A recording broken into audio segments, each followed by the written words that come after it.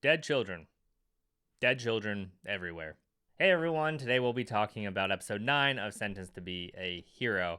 And in this episode, we start right where we left off in the previous episode with this conflict between the heroes and this adventurers guild that is corrupt and most likely working with the demons and trying to kill Terata. And we get this battle, which was just amazing. The other heroes show up, including Terata, and in all of this commotion, they are able to capture the head of this adventurers guild, this man named Sodric. So they're able to capture Sodric and interrogate him a bit, but he is rescued by these demons or people working with the demons. But their goal was just to kill him and get rid of any links that they had to him because they know that it just wasn't working out anymore. And we finally get to see Spriggan at the end, which I thought Spriggan was that Boojum character, but he is not. So a lot of interesting things happened in this episode. I really liked it. First thing I want to talk about, though, is the animation. The animation was amazing. It was top tier. The fight scenes were great. The motion of the sword fights were amazing. The explosions looked awesome. I love seeing Terata just come in and show how powerful she is. And again, she's supposed to be the least powerful of the goddesses.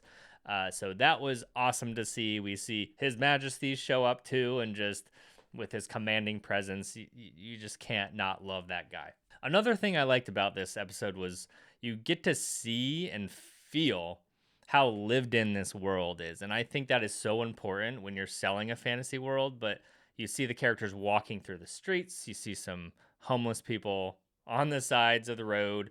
You see these people struggling and probably addicted to drugs. You see how kind of gritty the alleyways look, and I just thought that was really really cool because a lot of times in anime these days, I feel like outside of the main characters and the main people that you see, everything else just looks so generic and doesn't have any character to it. But I did not think that at all with this episode and so far in this show. So I'm really impressed by that. I also want to say that Frenchie is probably my waifu of the season so far. She is so cool. She's cool as a cucumber. I did not expect her to be such a good fighter too. So seeing her go in there with Kivia and just wreak havoc was awesome. She's so impressive, and I hope she stays in the show for a very long time. But I think the most important thing in this episode and the most impactful thing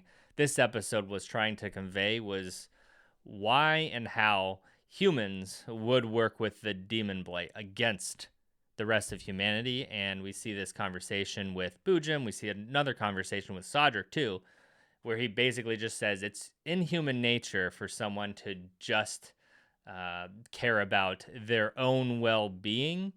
And this is completely fair.